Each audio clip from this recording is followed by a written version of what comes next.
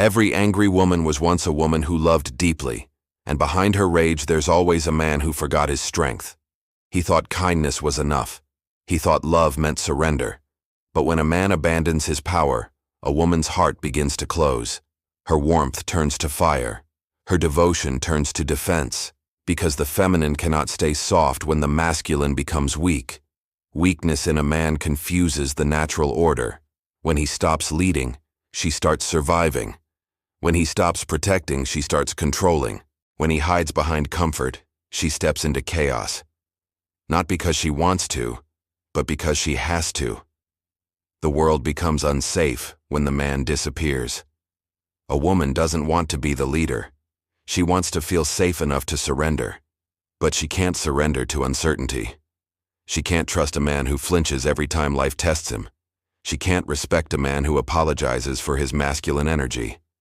The moment he does, something sacred collapses. The modern man was told to be nice, agreeable, harmless, and so he became invisible. He traded his edge for comfort, his dominance for diplomacy, his fire for approval.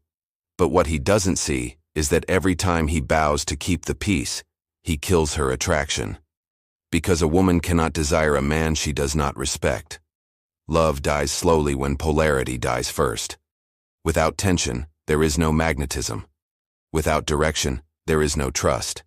Without boundaries, there is no desire. She begins to pull away, not because she stopped loving him, but because she no longer feels him. His energy faded, his presence vanished, his leadership died. Her anger is not hate, it's grief. It's the cry of a woman who no longer feels guided. It's the chaos that fills the space a man once anchored. It's the pain of carrying the weight of two souls when only one should lead. She becomes sharp, cold, and impatient, and he mistakes her fury for disrespect, when it's actually disappointment. Every test from a woman is a call for structure. She doesn't want to fight you, she wants to feel you. She wants to know that your words have spine, that your energy is grounded, that your direction is clear.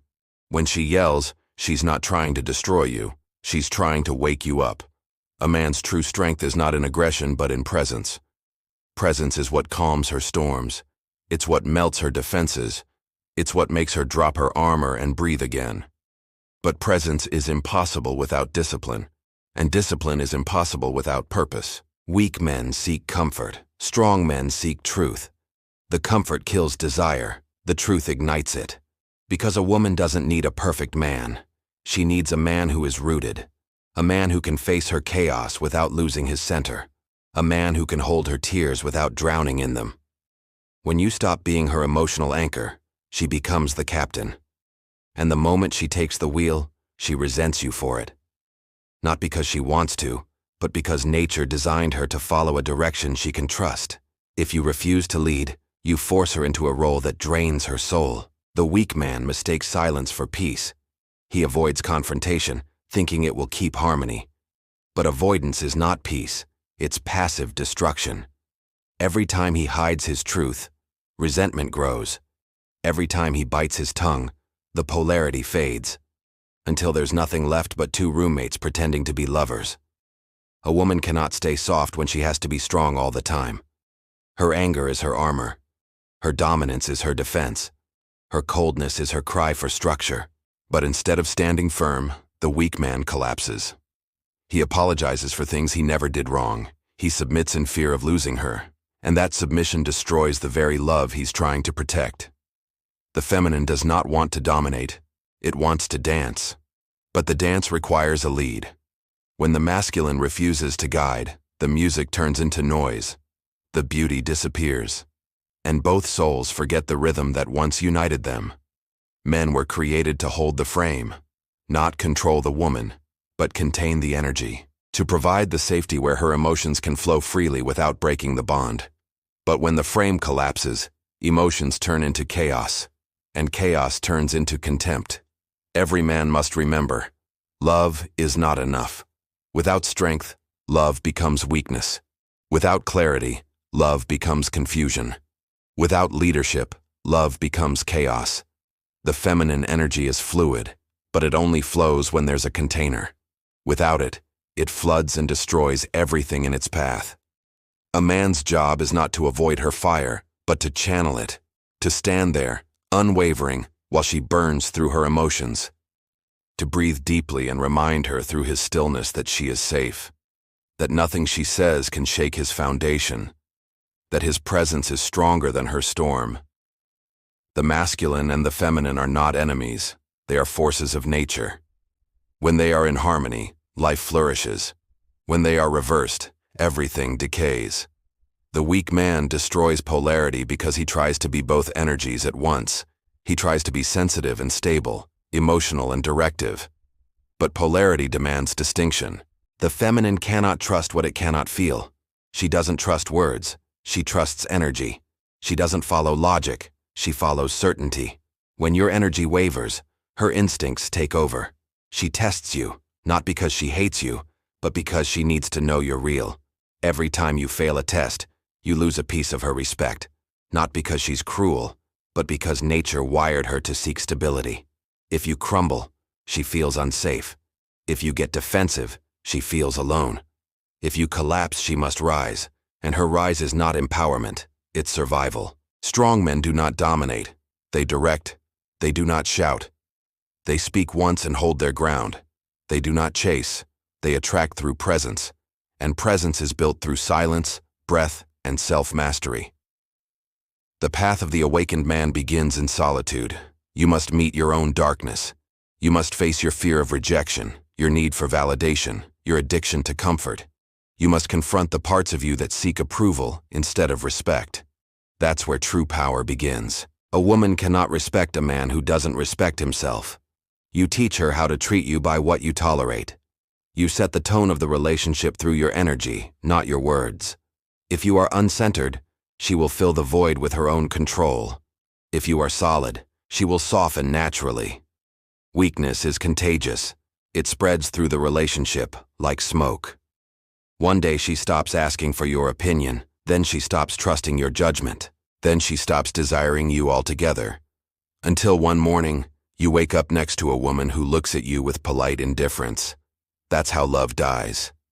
Strength is not physical, it's spiritual. It's the strength of integrity, of grounded truth, the strength to stand still in the presence of chaos, to breathe through emotion without reacting to it, to love deeply without losing yourself. Every man must reclaim his throne, not above her, but beside her. A throne of presence, a throne of leadership, a throne of grounded calm.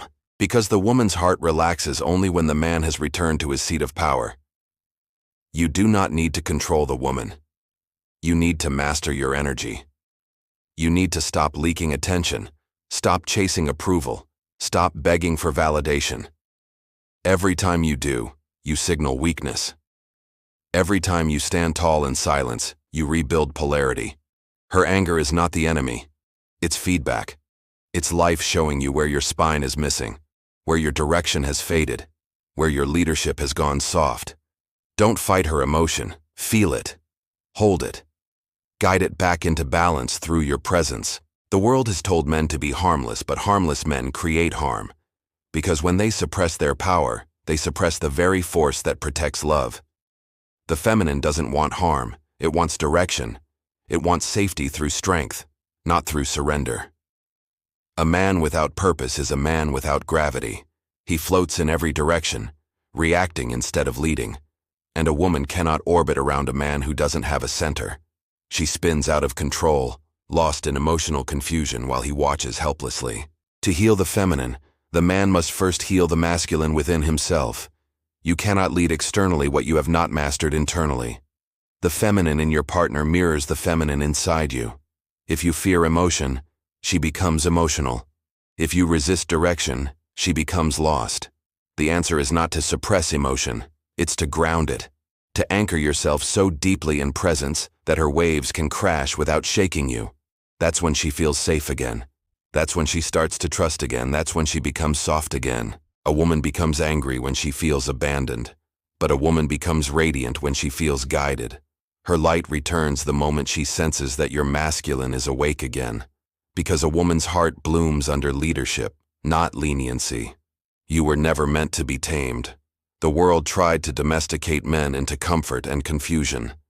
But inside you burns the ancient fire of direction, honor, and strength. That fire must be rekindled, not to dominate, but to serve, to protect, to lead with consciousness. When a man awakens his purpose, everything around him realigns. The woman relaxes. The relationship stabilizes. The home breathes again. Because the masculine energy restores order wherever it flows. This is not about power over women. It's about the sacred order of nature. The masculine provides the riverbank. The feminine is the water. Without the bank, the water floods. Without the water, the river dies. Balance is the key. The modern world celebrates equality, but has forgotten polarity. And equality without polarity is emotional death. Relationships don't need symmetry. They need complementarity. The woman doesn't want your softness. She wants your stability. Stop trying to be loved. Start becoming admirable. Respect is the foundation of attraction, and respect begins with how you carry yourself when no one is watching. Stand tall. Breathe deeply. Speak less. Mean more. The man who reclaims his backbone reclaims his destiny. Because leadership is not domination, it's direction. It's the ability to say no without fear, to hold the line with compassion, to act from vision, not validation. When you are grounded, her chaos becomes dance. Her tears become trust. Her tests become opportunities for deeper connection. Because the awakened masculine doesn't take offense, he takes responsibility. The weak man argues. The strong man observes. The weak man reacts. The strong man breathes. The weak man collapses into guilt. The strong man holds the frame with love. That is the difference between control and leadership. You must become the mountain, unmoved, unshaken, unbothered. The storm may rage, but the mountain remains. That's the energy the feminine longs for, not your perfection, but your presence. Her anger is temporary. Your absence is permanent, until you decide to return. So return. Return to your essence. Return to your strength. Return to your rightful place as the conscious masculine. Because when the man returns, the woman remembers who she is. Her anger softens into devotion. Her chaos transforms into creation. And love, once lost, becomes sacred again.